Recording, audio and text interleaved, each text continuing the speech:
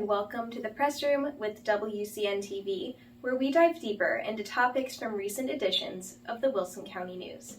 The Press Room is brought to you by the Wilson County News, your source for community and communication. I'm your host, Julia, the Marketing and Social Media Specialist here at the Wilson County News. Today's episode is sponsored by the Go Wilson Community app. The free Go Wilson app is your connection to the community and gives you hands-on access to the Wilson County News, the La Vernia News, the Go Wilson 360 Community Calendar, and the City of Floresville, all in one place. The app is your go-to for all things to do and to know in the Wilson County, Texas area. With the app, you receive breaking news notifications, read and listen to every single article within the app, share articles with friends, keep up with local burn ban policies, and more. You can even watch the Press Room from within the app. The app is free to download on Apple and Android devices at gowilsonapp.com or by searching the App Store or Google Play. Everything we're talking in today's show has appeared in recent editions of the weekly Wilson County News. We're covering the following topics. The Wilson County No-Kill Animal Shelter is our county's only no-kill shelter, meaning that they work with law enforcement and individuals across our county to shelter and rehome animals. While it may not seem like a lot, the 100% volunteer-run shelter has become responsible not just for the intake of strays and owner-surrender animals for our population of over 50,000, but also for assisting with emergency situations involving animals. They received recognition from the Floresville City Council in late February. You can subscribe to print, digital, or both editions of the Wilson County News at wilsoncountynews.com/subscribe, so you never miss an edition of your local newspaper. Feel free to follow us where you're watching today, so you're always up to date on the Press Room and our other WCN-TV news. First on today's show, you'll meet Alina Berlanga, founder and president of the Wilson County No-Kill Animal Shelter. We're taking y'all on site to the shelter for this special two-part interview. Welcome to the Press Room, or rather I should say welcome to your room on the Press Room. Yes, thank you for having us. Actually, thank you for coming to take a look at the shelter. Yeah, we're excited to be able to show our viewers. So who are you and where are you from? So I'm Alina Berlanga. I'm the president of the Wilson County No-Kill Animal Shelter. We started the shelter in 2015, so it's been 7-8 years. I've lived in Floresville 15 years, husband's from San Antonio, so yeah. It feels like it's only been about 2 years, but I have to go back and look at the year, and wow, okay, 2015 we started it, so yeah. As president, what do you do here at the Wilson County No-Kill Animal Shelter? That's a loaded question.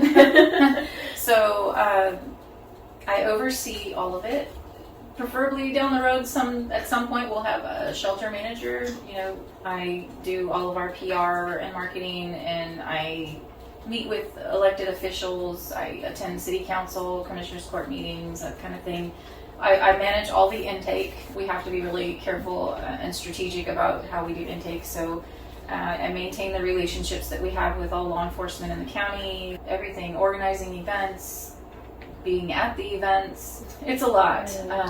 I'll say that, and I've said it before, 7-8 years ago when the idea came to my mind was, okay, we need a shelter. We just need somewhere, because I would see a lot of stray dogs. Not that I wanted to pick them up, but just I see on Facebook, you know, oh my God, this dog, this cat, this whatever.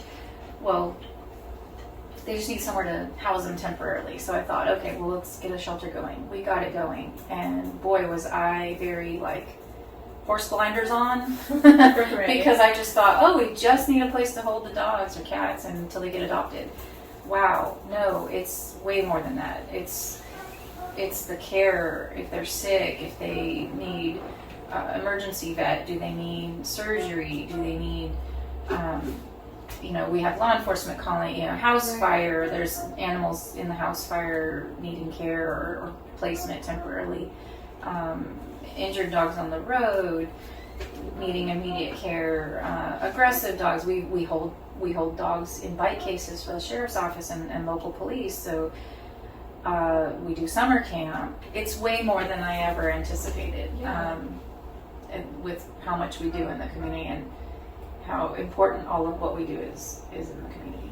Absolutely. And so let's kind of clarify, what is the Wilson County No-Kill Animal Shelter, and how is it different from the pound or animal control or other kinds of shelters? That's a good question. A lot of people don't know, when they're trying to find somewhere to take a dog that they no longer want or whatever.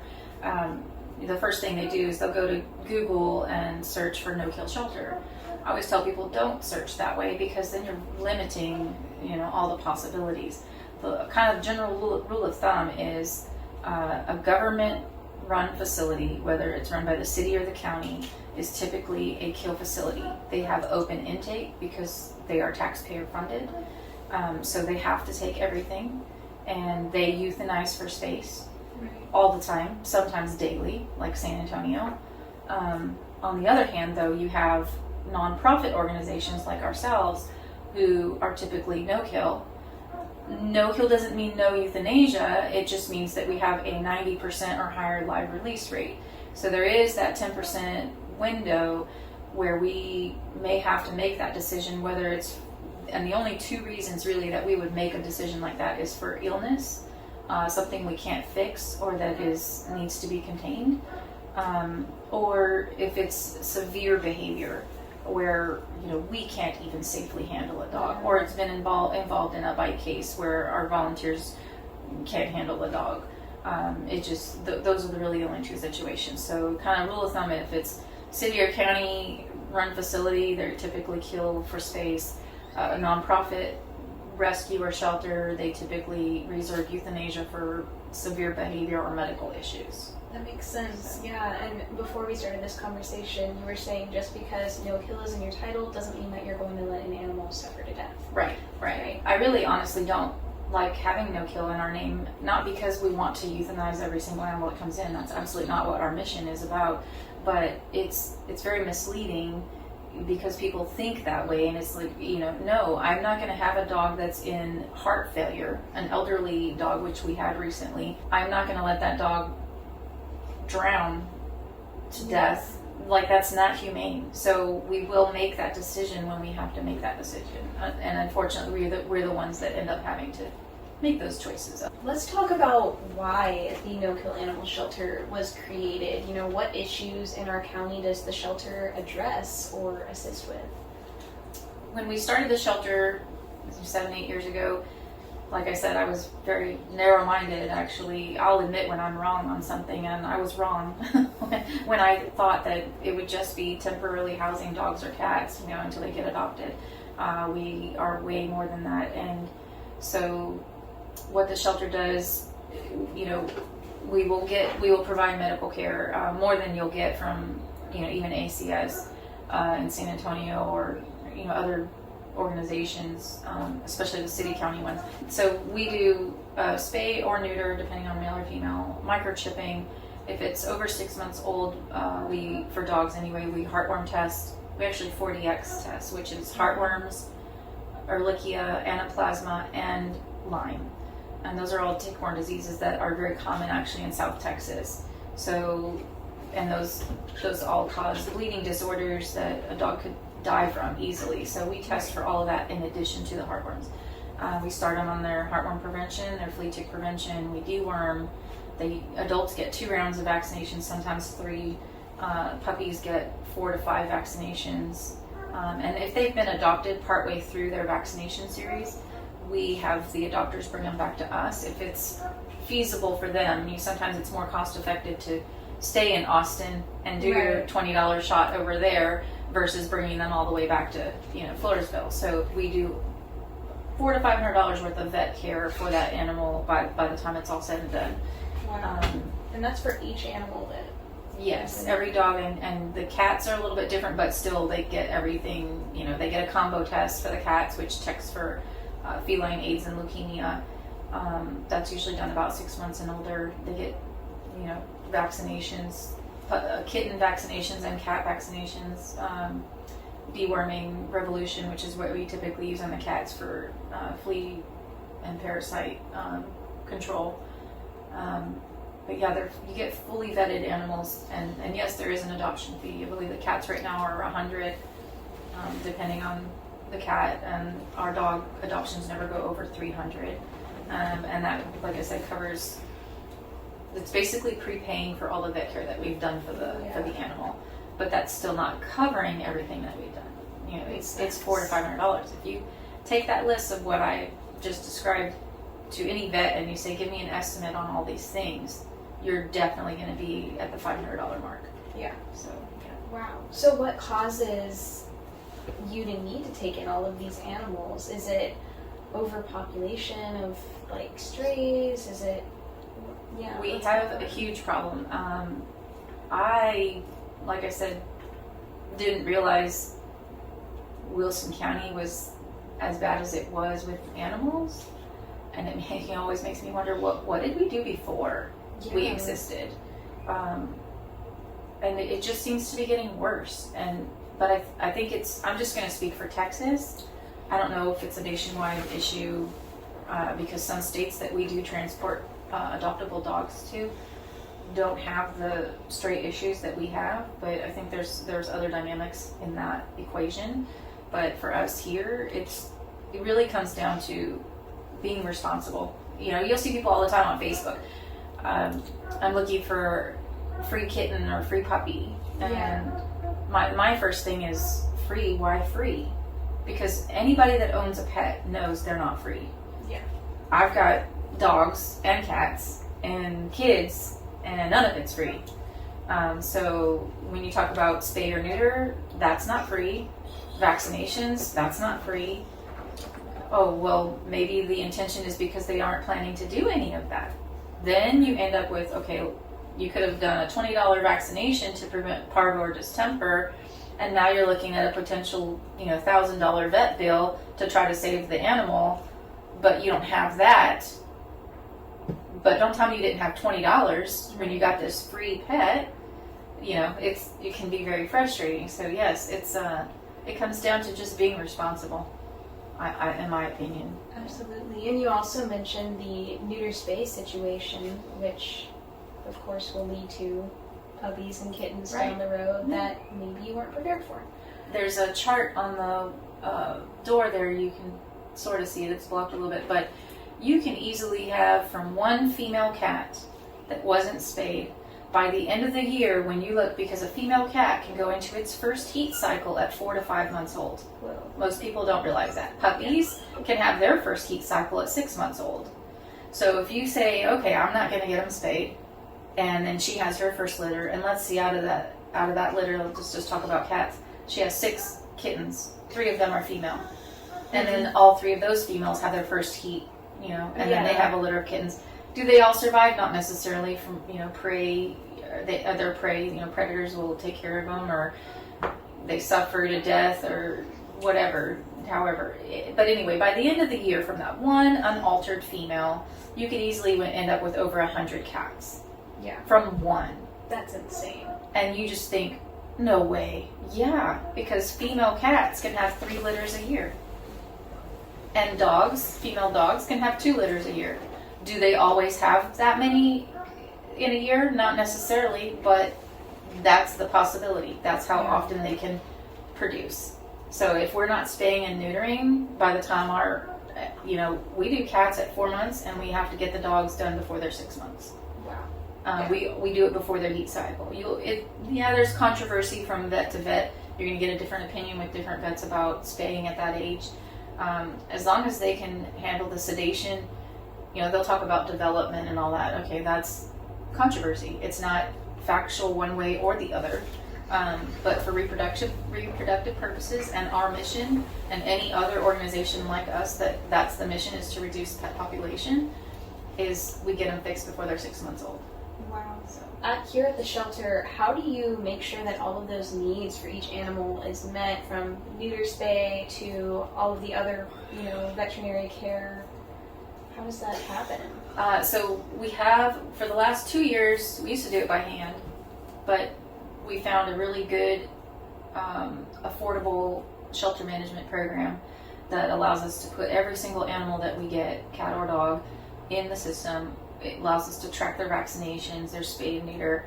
Once they get adopted, it gets a little bit more difficult, which is why we try to do it before they get adopted. Right. But legally, we can adopt puppies out before they're the age of 6 months old, as long as they get neutered by the time they're 6 months old. We track it there, and we have an adoption coordinator, we have a volunteer coordinator, I do intake, and then we have one of our other board members, Brandy. She helps coordinate a lot of the spay and neuter. So it takes a lot of coordinating. Yeah. And we try to keep track of some. We're going back to using our board so that it's just handy and visible right up front. So That makes sense. And then that's also not even covering the whole. Animals need to be fed, they need water, they need clean spaces, they need to be walked or given attention. So how does all that happen? So every day, we actually have 2 shifts. We have a morning shift that's usually 8 to 12 just for cleaning. So Wow. that is not for guests to come and chat.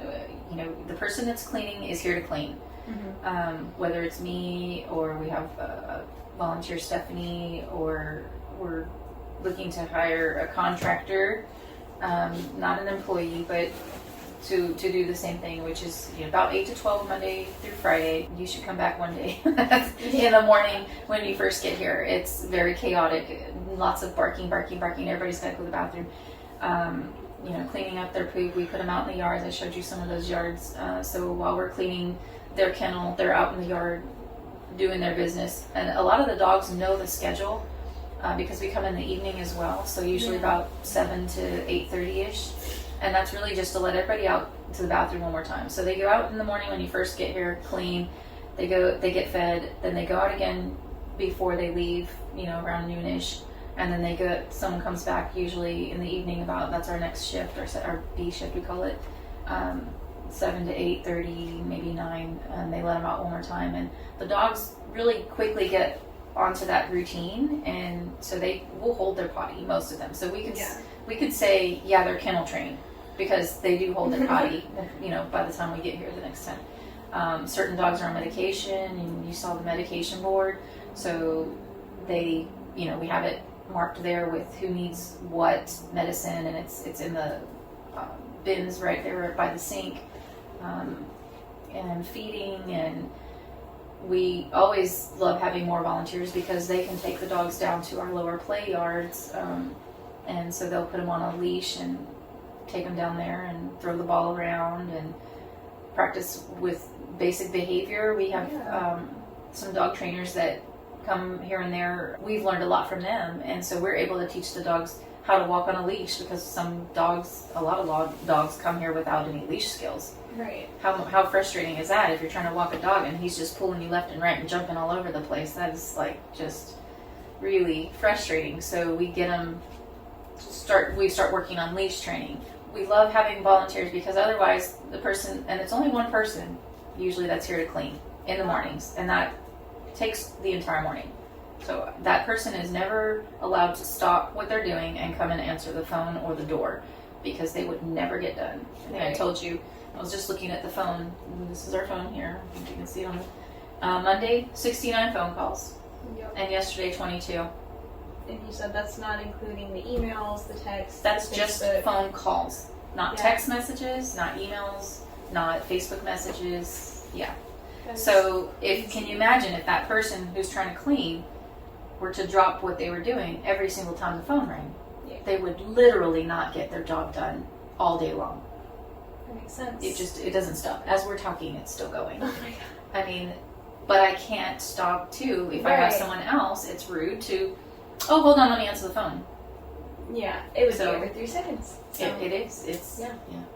Well, that said, how is the shelter run? Who runs it? How do you find the help to keep going? I oversee the whole thing, but we have volunteers that come on. We've tried to implement a schedule, kind of. So let's say our volunteer is here Monday to Friday, 8 to 12. Yeah. Sometimes she may need a day off for whatever. Okay, so she's going to take Wednesday off. So who's going to do Wednesday then? So you gotta So figure. me or another volunteer. But if we have more volunteers that are trained in knowing how to do what we're doing, then we can split it up and not expect one person to do all 5 days. Right. Maybe you could do every Wednesday. We've actually added a few other volunteers, Melanie and Debbie. Melanie comes now on usually Wednesday nights, but like tonight she's got something with her daughter, so she can't come tonight. Right. So I get to pick it up. So if you'd like to come, no. But it just, you know, it's nice to have more than just a few volunteers so that we can split it up. And like I said, even if it's just once a week, Yeah. that helps tremendously. And then, you know, we're all volunteers. I have kids, I have dogs of my own, I have cats of my own, I have activities of my own, my kids have activities through school. So, you know, all of us have something. And the expectation that this is our job and it's all we live for is not accurate. We Right. have other things. We enjoy being with the dogs and we enjoy what we do here, but we can't be expected to have this be our life. Right. We And still especially because you make no money from this. You are all volunteers, including 100%. yourself. Yes. Yeah. Yeah. And so, well, that being said, does the center need volunteers? Always, always, always. So you can email our volunteer email. It's our initials, so WCNKAS volunteers all together. So our initials volunteers@gmail.com. All right. And volunteers, you know, you can email there. Our volunteer form is on our website. You can download the form and bring it the first time you come to work. And then we get you trained up a few times, and if you're ready to go and take it on your own, you know, one night a week or whatever, or morning, then fantastic. I will say that mornings are more difficult. Yeah. Just because the evening you're not scrubbing every single kennel. Right. Morning we are. Evening you're only going to scrub the dirty kennels because we're going to scrub them again the next morning. Right. Every morning we bleach and wash all the water buckets and food bowls every day, mornings.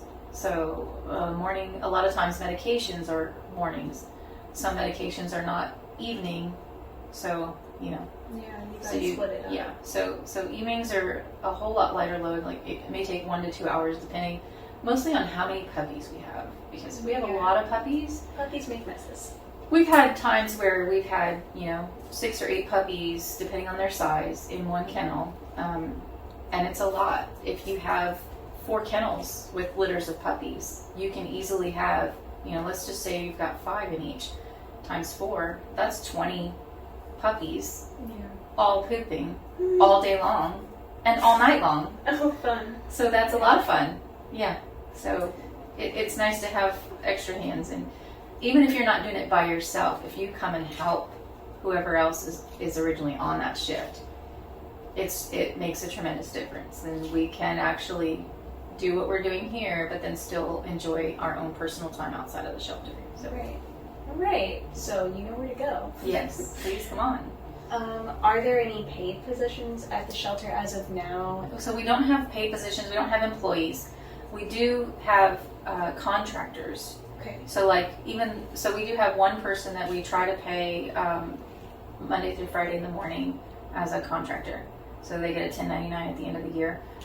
Same way we do, sometimes we need help with mowing and weeding. It'd be like you hiring a landscape company at your house. So, you know, that's a contract position, because it's not something we could even plan on a regular basis, Right. because that would be then a lot of expense that we don't have the funds for. So it just depends. But yeah, that's also a 1099. So we will hire contractors like others do to do different things, but really that's about it. Or like building the catio, we did hire a company to build the catio after another company failed to finish it. Yeah. It was pretty frustrating, That's and I was going to do it, but I'm not a contractor. Yeah. I can do things, but it may not be the right way. So we hire contractors just like others, but no paid employees. Makes sense. Yeah, and you would need the funding to Right. pay an employee. I would love to have an employee that I could pay to sit here and, you know, have regular hours. Saturdays and Sundays, I'm usually here with other volunteers, and we'll have, we can kind of safely say, you know, 11 to 2 is when we can entertain people. Yeah. Before that, we're trying to clean. So we'd rather get the cleaning part done before we start walking people through the building. Makes So, sense. yeah. All right. Well, One question that we hear a lot from, folks wondering, hey, what's going on at the no-kill animal shelter? Maybe the newspaper knows. We don't. But we're finding out. So, and I'm sure y'all get this question a lot too. What is the deal with the shelter's capacity and wait list? Why do you have a certain capacity? How does your wait list work? So we have 18 kennels. Those 18 kennels should have one dog each. There are some situations, like I've said, where maybe it's siblings, a litter, whether it's 2 or 5 or 8. But remember, depending on the size of the litter, as they get bigger, we have to start splitting that litter up. So now, if we have a litter of 9 puppies, and they may be okay in that kennel for the first 2 weeks, maybe till they're about 10 weeks old, if that. And then you got to start splitting them up. So now we're going to do 3, 3, and 3. Yeah. And then even that is like a lot of poop. So it may be where, okay, now we got to do 2, 2, 2. Yeah.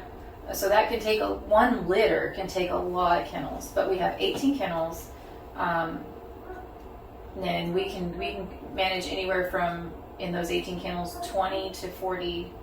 Sometimes we've been close to 50, just because we've had litters of puppies taking those kennels, and it's extremely overwhelming to expect one person to care for all of those puppies and dogs in that many kennels. So we have anywhere from 4 to 6 that we could put in our quarantine room, which is only for sick animals.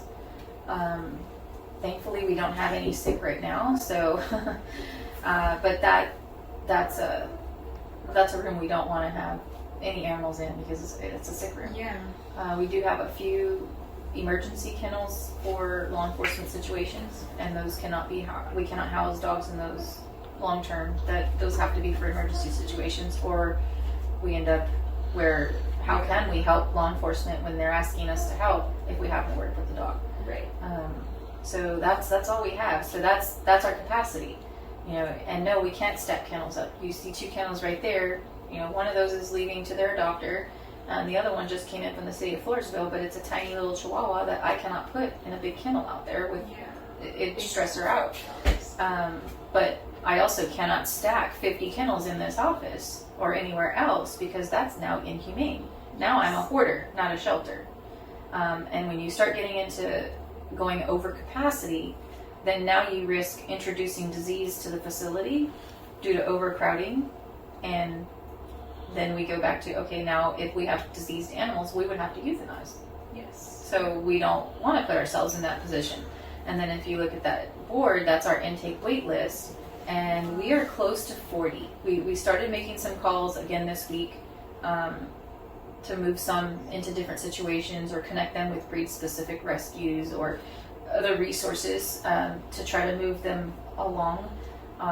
Or as we get adoptions here, that's the only way we can move through the list, is either adoptions or transporting out or transferring to other rescues. It's the only way we can empty a kennel. And when a kennel gets empty, then we hit our intake wait list. And that's what it is. So we get people all the time. I just told you we had one, they drove all the way from Pleasanton. We got people that drive all the way from San Antonio, or I've even had someone drive from Louisiana. Whoa. Yeah.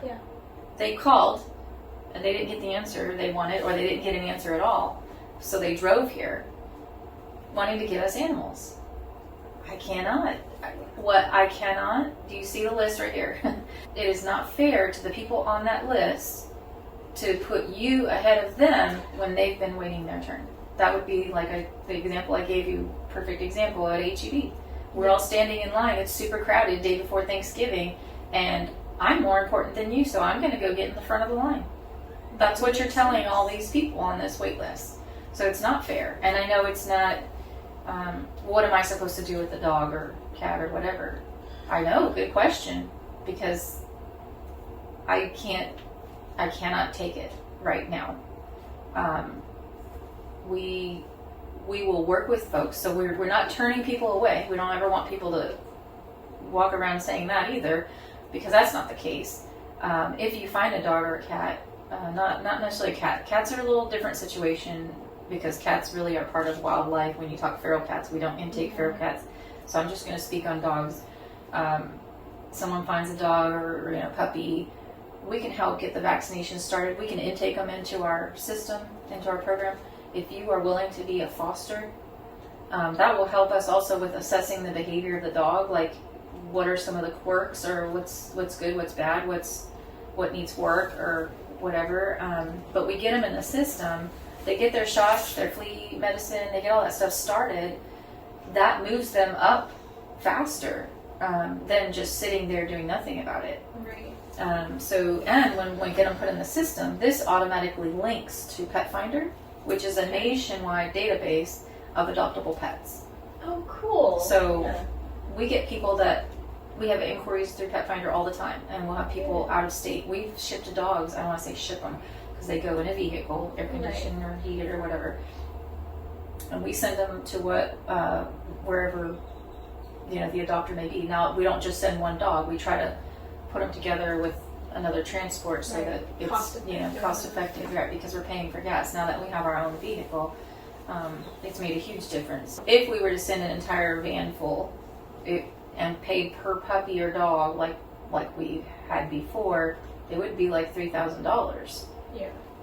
But we never ever sent that many because we didn't want to use our funds that way. So this way now, though, we can, and we do it just for the cost of gas and then food and an overnight hotel for our drivers. That is amazing. Just overnight on the way back. All right. But yeah, that's the capacity thing. So. Goodness. So we're going to pause here for today, but be sure to tune in to the press room next week for part 2 of our extensive talk with the Wilson County No-Kill Animal Shelter. Before we go, where can folks find more information about the shelter, maybe look at adopting pets, or even inquire about volunteering like we talked about? Our website's outdated because, again, we don't have a volunteer to update it. It's probably 3 years old, the information that's on there, so don't go by the website, although the forms are on the website. So if you want to volunteer, the adult and junior forms are on our website, which is www.wcnkas,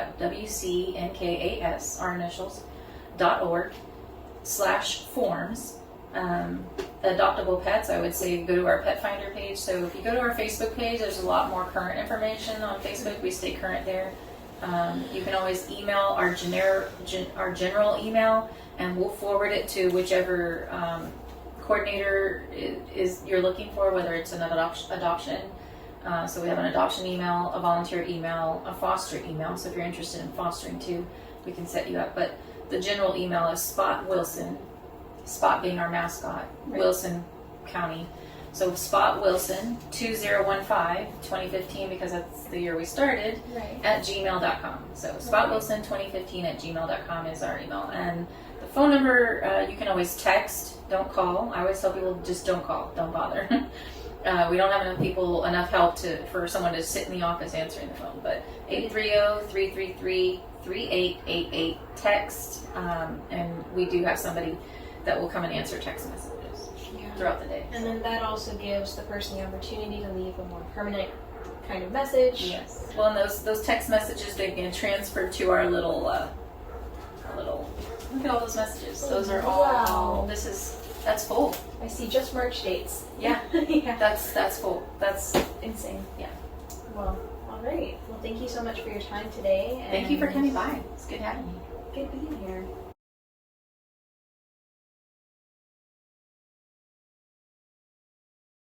That's all for today, folks. Thank you for tuning in today to the Press Room with WCN-TV, brought to you by the Wilson County News.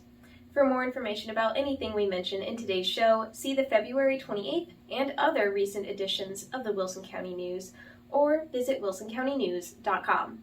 You can also find articles corresponding to each topic discussed today in this video's description. Thank you to the Go Wilson Community app for sponsoring today's episode. Go Wilson is your free community app, providing you with instant access to the stories and goings-on your community is sharing at the tips of your fingers. With access to the Wilson County News, Lavernia News, the Go Wilson 360 Community Calendar, and the City of Floresville all in one place, plus tons of cool and useful features, Go Wilson isn't something you want to miss out on.